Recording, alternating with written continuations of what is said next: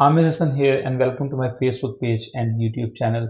आज की वीडियो में मैं पाकिस्तान के वो तलबा स्पेसिफिकली ए लेवल्स के वो तलबा जो प्राइवेट एजुकेशन सिस्टम में रहते हुए कोशिश करते हैं कि वो अच्छे ग्रेड्स लें और ए ग्रेड्स लेके इंटरनेशनली बाकी दुनिया के यूनिवर्सिटीज़ में जाएं, मैं उस टॉपिक पे बात करना चाहूँगा। पाकिस्तान में क्योंकि मैंने डिफरेंट स्कूल्स के अंदर ए लेवल्स का सिलेबस जो है वो पढ़ाया था, और मैं अभी यूके के स्कूल्स के अंदर भी बेसिकली यहाँ का जो लोकल सिस्टम है जो बेसिकली ओ ए लेवल्स ही है, लेकिन वो पाकिस्तान में जो कैम्ब्रिज का एग्ज़ाम होता है उससे थोड़ा सा मुख्तलिफ है, उसके बारे में बात करना चाहूँगा। जो पाकिस्तानी स्टूडेंट्स हैं, they have to struggle a lot, they have to practice a lot, they have to put a lot of hard work, क्योंकि जो सिलेबस है कैम्ब्रिज इंटरनेशनल एग्जामिनेशन का वो एक बहुत ज़्यादा लेंथी सिलेबस है, और उसके अंदर आपको बहुत ज़्यादा मेहनत करके उसके अंदर ग्रेड्स लेके अपने आप को मनवाना होता है। और उसके बाद भी हमारे कई स्टूडेंट्स जो हैं वो अच्छे ग्रेड्स लेने के बाद भी उनको बाहर उस तरीके से अपॉर्चुनिटीज़ नहीं मिलती। बाहर जो है वो फ़ीस बहुत ज़्यादा उनको पे करनी पड़ती है, और उनकी उस मेहनत की उस तरीके से रिकग्निशन नहीं होती।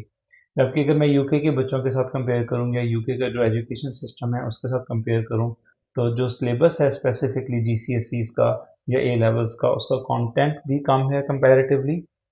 और अगर मैं डिफ़िकल्टी लेवल देखूँ, क्योंकि मैंने पाकिस्तान के अंदर भी रह के पढ़ाया हुआ है और यहाँ भी मैंने सिस्टम को ऑब्ज़र्व किया है क्लोज़ली, तो यहाँ पे जो डिफ़िकल्टी लेवल है वो उस तरीके से नहीं है या उतना ज़्यादा हार्श नहीं है। तो बेसिकली जो हमारे पाकिस्तानी स्टूडेंट्स हैं वो बहुत बेइंतहा मेहनत करते हैं, अनथक मेहनत करते हैं, ए और ए स्टार्स लेके आते हैं। लेकिन उसके बाद जब वो डिफरेंट यूनिवर्सिटीज़ में अप्लाई करते हैं तो शायद उनको, जैसे यूके के अंदर बिल्कुल भी आपको स्कॉलरशिप्स नहीं मिलते, या अगर मिलते भी हैं तो वो बहुत कम हैं। जबकि जो यहाँ के बच्चे हैं उनको जो यूके की यूनिवर्सिटीज़ हैं वहाँ पे बर्सिटीज़ भी मिल जाती हैं या स्कॉलरशिप्स मिल जाते हैं, या उनकी जो फ़ी है वो काफ़ी कम है।